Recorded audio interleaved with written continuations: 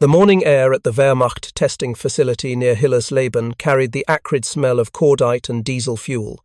It was late July, 1944, and sitting on the concrete apron of the proving ground was a machine that should not have existed. A British Sherman Firefly, captured intact somewhere in the Norman Bocage, its long 17-pounder gun jutting forward like an accusation. German tank crews, veterans of the Eastern Front, men who had commanded Tigers and Panthers through the killing grounds of Kursk, stood around it in silence. They had been ordered to test this machine, to evaluate its capabilities, and then to file an honest technical report. What they would write in the coming weeks would do something almost unthinkable in the Third Reich during wartime. It would tell a truth that contradicted years of propaganda. The 17-pounder gun mounted on this ungainly Sherman, they would conclude, outperformed the legendary 88mm gun on their Tiger I in pure anti-tank capability. This admission, buried in technical reports, circulated quietly among Wehrmacht High Command, and later captured by Allied intelligence, represents one of the war's most revealing moments, when Germany's most experienced armoured professionals were forced to confront the fact that an improvised British solution had achieved what years of German engineering excellence could not replicate at scale. To understand why this confession mattered, you must first understand what the Sherman Firefly was, and more importantly, what it was never supposed to be. In 1942, British tank crews in North Africa were dying at rates that threatened the entire desert campaign. Their tanks, Crusaders with thin armour, Matildas too slow to manoeuvre, and early-model American Shermans with 75mm guns could not penetrate German armour at combat ranges. Meanwhile, German 88mm guns, originally designed as anti-aircraft weapons, were destroying British tanks from distances where the British could not effectively return fire. A Panzer IV with a long-barreled 75mm gun could engage a British tank at 1,200 yards. A Tiger I, with its 88mm gun, could penetrate the frontal armour of any Allied tank at ranges exceeding 2,000 yards. British tank crews had a name for their situation. They called it murder. If you're enjoying this deep dive into the story, hit the subscribe button and let us know in the comments from where in the world you are watching from today. The British had developed a potential solution as early as 1942, the 17-pounder anti-tank gun. At 76.2mm in calibre and firing a 17-pound armour-piercing projectile at approximately 2,900 feet per second, it could penetrate 140mm of armour plate at 1,000 yards under optimal 10 conditions. In testing, it could defeat the frontal armour of a Panzer IV at ranges that made the German tank effectively helpless. Against the Tiger I, it could penetrate the side and rear armour reliably, and under certain conditions at close range, with optimal ammunition. Striking at 90 degrees, it could threaten even the Tiger's frontal plate. The gun existed. The ammunition existed. What did not exist was a way to mount it in a tank that could be produced in meaningful numbers and deployed before the war's outcome was decided. British engineers had attempted to house the 17-pounder in domestic tank designs. The result was the A-30 Challenger, a tall, awkward vehicle built on a lengthened Cromwell chassis. The Challenger suffered from chronic mechanical unreliability. Its height made it an easy target. Its cross-country performance was poor. Worse, production was slow by the time of the Normandy invasion. Fewer than 200 Challengers had been built, and many of those were mechanically unsound. The British Army needed hundreds of effective tank destroyers immediately, and they had only one tank available in sufficient numbers to make that possible, the American M4 Sherman. The problem was that the 17-pounder gun was, according to conventional engineering wisdom, impossible to mount in a Sherman turret.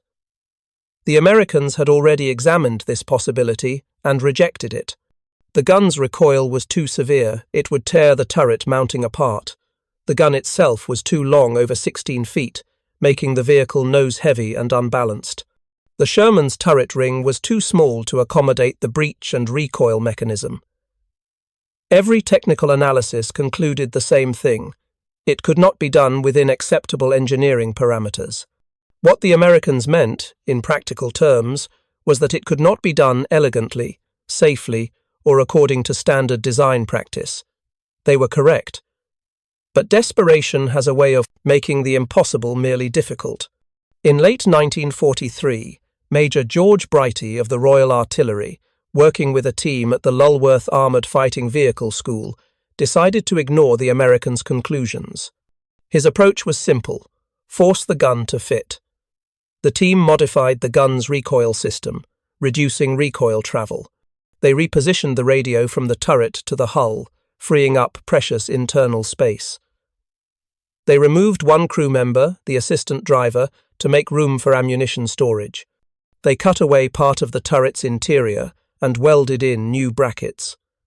They mounted the gun at a slight offset, creating the Firefly's distinctive asymmetrical appearance. To counterbalance the long barrel, they initially added a large box-shaped counterweight to the rear of the turret, though this was later removed to reduce the vehicle's profile. The result was ugly, cramped, and violated numerous accepted principles of tank design.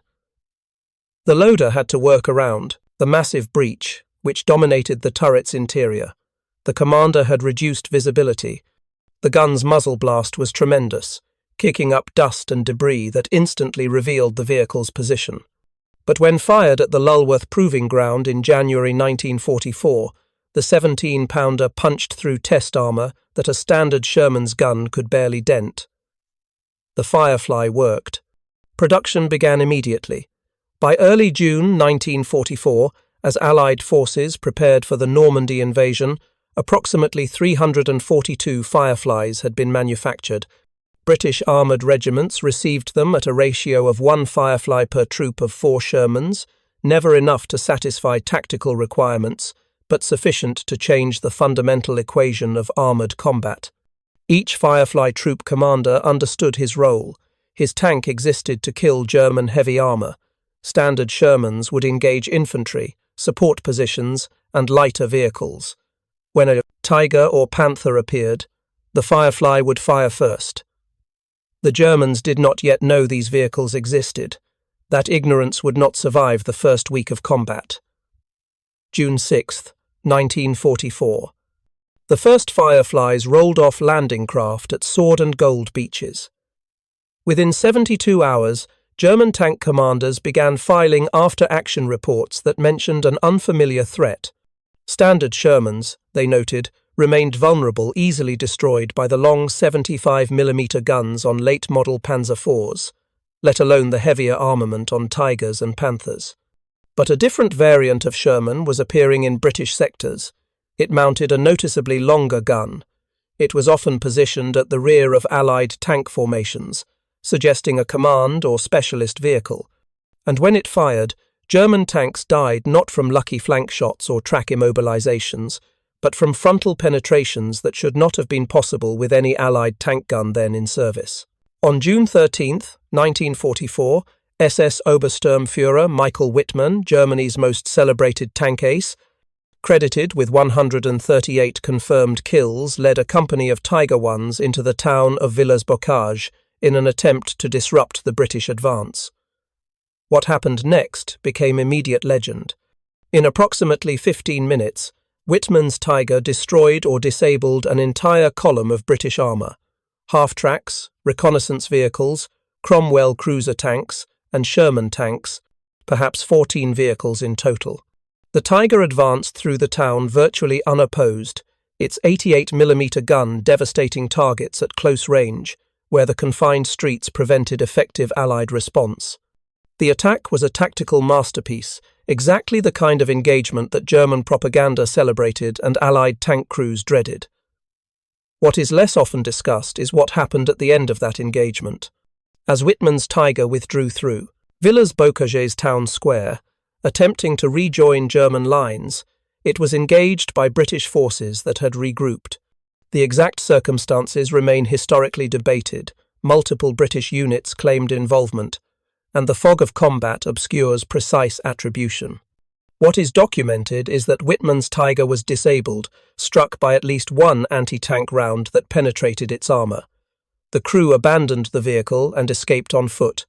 Among the British forces in Villers-Bocage that day was at least one Sherman Firefly, and post-war analysis of the engagement suggests a Firefly achieved the hit.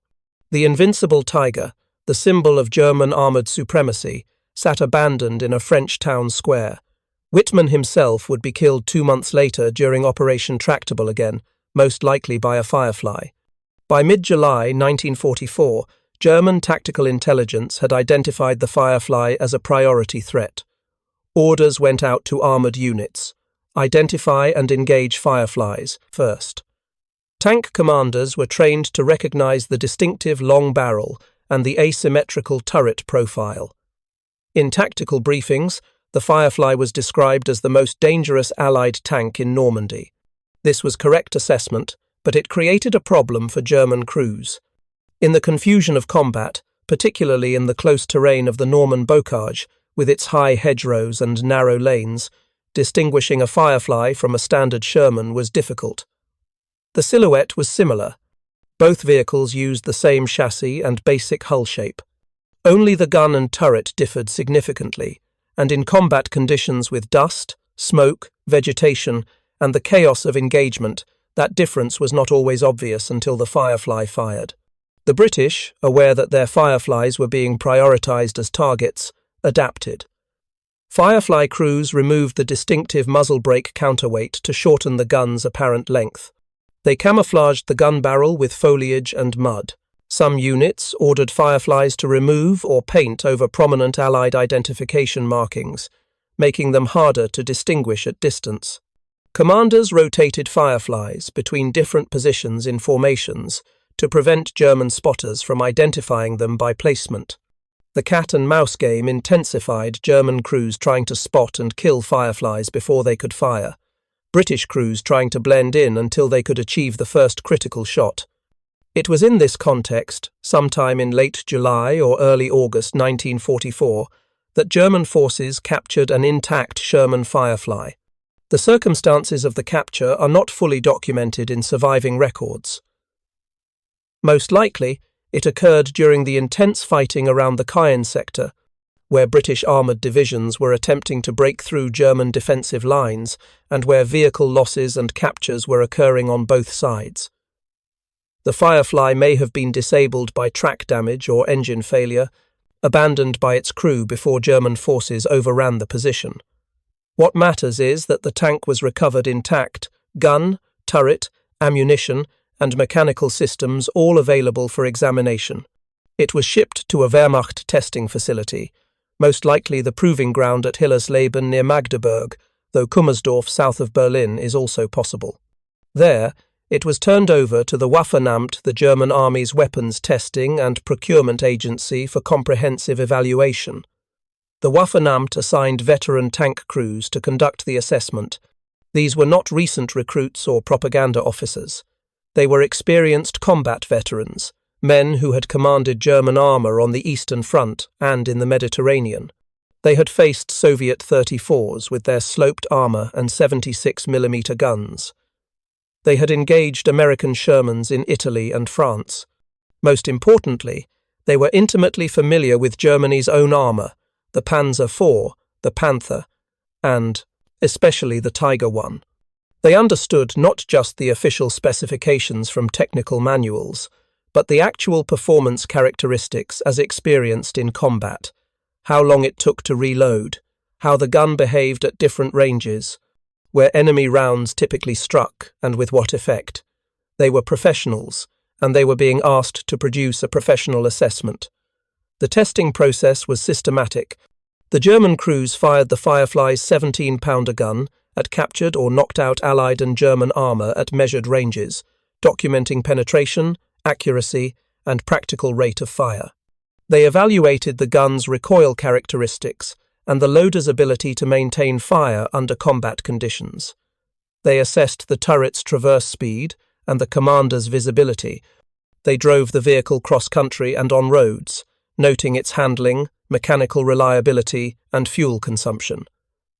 And they compared all of these factors against the Tiger I, the standard by which all other tanks were measured in the German armoured force. The report they filed has not survived in complete form. The original German documents were likely destroyed in the war's final months or lost in the chaos of Germany's collapse. What does survive are fragments, references in Allied intelligence documents prepared after the war, citations in post-war German military studies, and reported excerpts from officers who saw the original report. From these sources, the conclusions are clear. The German test crews found that the Firefly's 17-pounder gun was superior to the Tiger's 88mm gun in pure armor-piercing capability at most combat ranges. Specifically, the German crews determined that at 1,000 meters, a typical engagement distance in the Norman bocage, the 17-pounder could reliably penetrate approximately 130 to 140 millimeters armor plate when striking at perpendicular angles. The Tiger. One's frontal armor was 100 millimeters thick on the hull front, and the turret front ranged from 100 to 120 millimeters, depending on the specific area. This meant that under optimal conditions, close range, perpendicular impact, quality ammunition, a Firefly could threaten even the Tiger's frontal protection. More significantly, the 17-pounder could defeat the Tiger's side armor, which was only 80 millimeters thick, and rear armor of 82 millimeters, at virtually any combat range. Given that most tank engagements resulted in flank or rear shots rather than head-on duels, this was tactically decisive. The German report noted that the Tiger's 88mm gun retained advantages in other areas. It had superior high-explosive performance for engaging infantry and soft-skinned vehicles. Its armor-piercing round was more versatile across different target types. The Tiger itself was better armored, more survivable, and had superior cross-country mobility compared to the Sherman chassis. But for the specific mission of defeating enemy armor, the primary purpose of a heavy tank in combat, the 17-pounder's performance exceeded the 88mm. One German officer, in a comment that was reported in post-war intelligence summaries, wrote that the 17-pounder was the most effective Allied anti-tank weapon we have encountered, and that, had it been available in greater numbers, our armoured operations in Normandy would have been seriously compromised. This was an extraordinary admission. The Tiger I was not just another tank in the Wehrmacht inventory. It was the symbol of German technological and tactical superiority. Propaganda films showed Tigers shrugging off Allied tank fire, their heavy armour impervious to enemy guns. The Tiger's mystique was such that Allied units sometimes reported facing Tigers when they had actually encountered lighter Panzer IVs. The fear was that pervasive. And for German tank crews, the Tiger represented a genuine advantage. The average Tiger destroyed approximately 10 enemy tanks before being disabled or destroyed, a kill ratio unmatched by any other tank in the war. This was not propaganda. It was statistical reality documented in combat records from multiple theatres. But the Firefly had changed the calculation. For the first time, German heavy armour faced an Allied tank that could reliably kill it from the front at combat ranges, mounted on a chassis available in numbers that made it tactically significant. The German test crews, examining the captured Firefly at Hillersleben, could not deny what the evidence showed. The British had solved the problem of how to kill Tigers. They had done it not with an elegant new design or a technological breakthrough, but with an improvised solution that violated engineering best practices and looked frankly ugly. And it worked.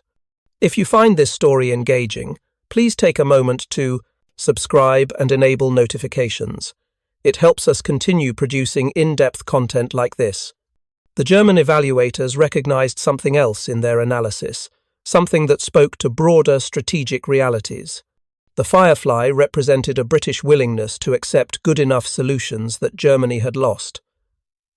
The 17-pounder installation in the Sherman was not optimal. The turret was desperately cramped. The loader had to work around the gun's massive breech, which dominated the fighting compartment. The commander's visibility was reduced compared to a standard Sherman. The radio had been moved from the turret to the hull, complicating communication between the commander and radio operator. The gun's tremendous muzzle blast revealed the tank's position instantly, eliminating any possibility of concealment after the first shot. The long barrel made the vehicle nose-heavy and required careful driving to avoid grounding the gun. None of these were minor issues. Any one of them would have justified rejection in a peacetime procurement process. But Britain was not operating under peacetime conditions. They needed a tank destroyer that could kill German heavy armour, and they needed it before the Normandy invasion. The Firefly met that requirement. It was not the tank British designers would have built given unlimited time and resources. It was the tank they could build given the time and resources they actually had. And critically, it was deployable. It used the Sherman chassis, which meant existing supply chains, maintenance procedures, and crew training could be adapted with minimal disruption. By contrast, entirely new British tank designs like the Challenger required new logistical infrastructures that did not exist in sufficient scale. Germany, by 1944, had lost this capacity for pragmatic improvisation. German tank development had become an exercise in pursuing perfection, while the strategic situation collapsed. The Panzer tank, introduced in 1943 as Germany's answer to the Soviet 34, was mechanically unreliable. Its sophisticated final drive system, the gearbox that transmitted power to the tracks, was prone to failure. In Normandy, Panthers broke down at catastrophic rates.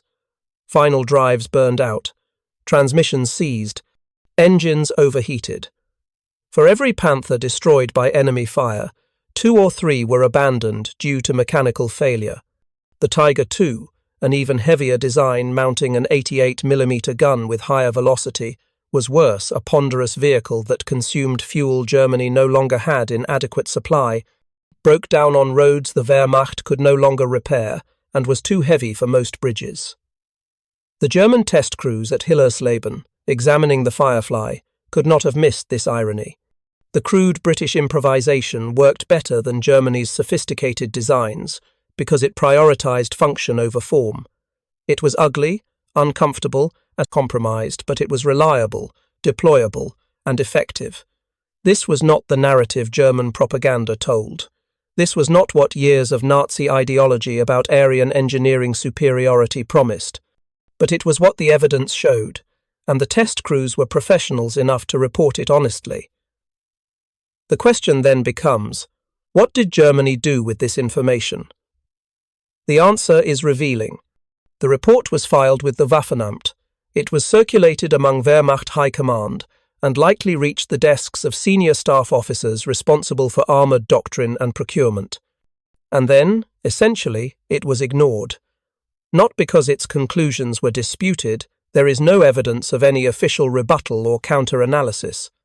It was ignored because by late summer 1944, Germany had lost the capacity for strategic adaptation based on battlefield reality. Germany's industrial capacity was being systematically destroyed by Allied bombing. The Ruhr industrial region, which produced the majority of German steel, was under constant air attack. Rail networks were being interdicted, making it difficult to move raw materials to factories or finished products to the front. Fuel production had collapsed. German synthetic fuel plants were priority targets for Allied bombers, and by autumn 1944, fuel shortages were crippling German armoured and air operations. Even if German engineers had designed a tank comparable to the Firefly in capability and deployability, and there is no evidence, they attempted this, the industrial infrastructure to mass produce it no longer existed. Moreover, German strategic priorities had shifted to what were termed wonder weapons, advanced technologies that Hitler and some Nazi leadership believed might reverse the war's trajectory. Resources were poured into V-2 rockets, jet fighters like the Me-262, and increasingly fantastical tank designs like the 180-ton Maus super heavy tank. These programs consumed resources, engineering talent, and industrial capacity that might have been directed toward more pragmatic solutions. But pragmatism had ceased to guide German strategic decision-making. The Nazi leadership was operating in a state of delusional optimism, believing that technological breakthroughs would compensate for strategic collapse. The honest technical assessment of the Firefly had no place in this environment, so the Firefly kept killing German tanks. Between D-Day on June 6, 1944, and the German surrender in May 1945, Firefly crews destroyed hundreds, possibly over 1,000 German armoured vehicles across multiple theatres. Exact numbers are difficult to establish because post-battle assessments often could not determine which specific Allied vehicle achieved a kill, but statistical analysis is suggestive. In British sectors in Normandy, where Fireflies made up approximately 1 in 4 tanks in armoured regiments, they were identified as responsible for 50 to 60% of German armour losses, where the attacking vehicle could be determined. This is a remarkable ratio, a minority of vehicles inflicting a majority of losses. The Firefly's effectiveness was particularly pronounced in the close terrain of Normandy and later in the Netherlands and Germany itself. In the Norman bocage, with its high hedgerows, narrow lanes, and limited sightlines, engagements typically occurred at ranges of 300 to 600 yards, precisely where the 17-pounder's penetration advantage was most pronounced. German tanks that might have engaged Allied armour at longer ranges in open terrain found themselves in knife-fight ranges, where their armour advantages were negated. A Tiger I that could shrug off standard Sherman fire at 1,000 yards could be penetrated by a Firefly at 300 yards, even from the front. In these conditions, the Firefly was not just effective, it was devastating. German tank crews adapted their tactics in response. Tigers and Panthers that encountered British armour in close terrain would attempt to immediately reverse and break contact, denying Fireflies the close-range shots they needed. German armoured doctrine shifted to emphasise ambush positions with long fields of fire, where Tigers could engage at ranges where even Fireflies had difficulty achieving penetration. Some units reported holding fire until they had identified and destroyed any Fireflies in an Allied formation before engaging other tanks. But these adaptations had limited effectiveness. The fundamental problem remained. Germany was running out of tanks, fuel, and trained crews, while Britain continued to receive Fireflies from production lines that Germany could not interdict. There is a specific incident, documented in British regimental histories, that illustrates the Firefly's psychological impact on German armoured troops. In August 1944, during Operation Totalize, a British and Canadian offensive intended to close the Falaise Gap and encircle German forces in Normandy.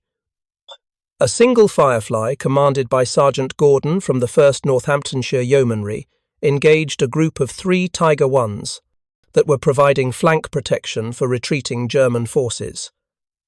The engagement occurred at approximately 400 yards in rolling farmland south of Caen. Gordon's Firefly fired first, striking the lead Tiger in the side and setting it ablaze.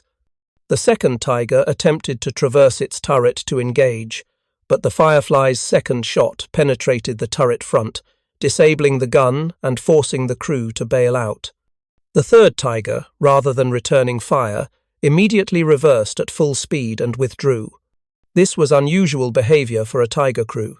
The tactical doctrine emphasised that the Tiger's armour allowed it to remain stationary and engage multiple targets. But the crew had apparently concluded that engaging a Firefly at close range was suicidal, and that withdrawal was the only survivable option. This incident was not unique. British after-action reports from Normandy and subsequent campaigns include multiple examples of German heavy armour withdrawing or refusing to engage when Fireflies were present. The Tiger's psychological advantage, the aura of invincibility that made Allied units hesitate, had been inverted. Now it was German crews who understood they faced a weapon that could kill them reliably, and that knowledge affected their tactical decisions. The mere presence of Fireflies in a British formation changed German behaviour. After the war, captured German documents were systematically translated and analysed by Allied intelligence agencies. Among these documents were the fragments of the Firefly evaluation prepared by the Waffenamt test crews at Hillersleben. British and American tank crews read with grim satisfaction what German veterans had admitted. The improvised British tank destroyer had achieved something that the Americans' Sherman, the Soviets' 34, and even some German designs could not consistently accomplish. It had made Tiger crews afraid. It had forced Germany's most professional armoured officers to acknowledge, in writing, that Allied tank design had exceeded German capabilities in a critical area. The British Army continued to use Fireflies through the end of the war in Europe and into the immediate post-war period. Production continued into 1945, and by the German surrender, approximately 2,100 Fireflies had been manufactured. They served in armoured regiments across northwest Europe, in Italy, and in small numbers in other theatres. After the war, Fireflies were retained in British service until the early 1950s, when they were finally replaced by new designs incorporating the lessons learned from wartime combat. Some were transferred to other armies. Belgium, New Zealand, and several other nations operated. Fireflies into the late 1950s. The ugly, cramped, improvised tank destroyer had proven so effective that it remained viable for more than a decade after the war's end. There exists a photograph, taken somewhere in Germany in the spring of 1945, that captures something essential about the Firefly's legacy. It shows an abandoned Tiger I on the side of a road, its frontal armour penetrated by a neat, round hole, the characteristic signature of a 17-pounder armour-piercing shot. The Tiger has been knocked out cleanly, a catastrophic penetration that likely killed or wounded the crew and set off internal ammunition.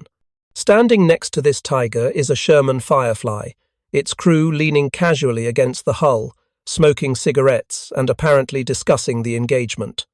The Firefly's long gun barrel is visible, scarred and dirty from months of combat. Its paint is chipped and worn, but it is still running, still operational, still capable of doing exactly what it was designed to do. The photograph does not show the German test report from Hillersleben. It does not reference the admission German tank crews made when they evaluated the captured Firefly and measured its performance against their own Tiger. But in a sense, it does not need to.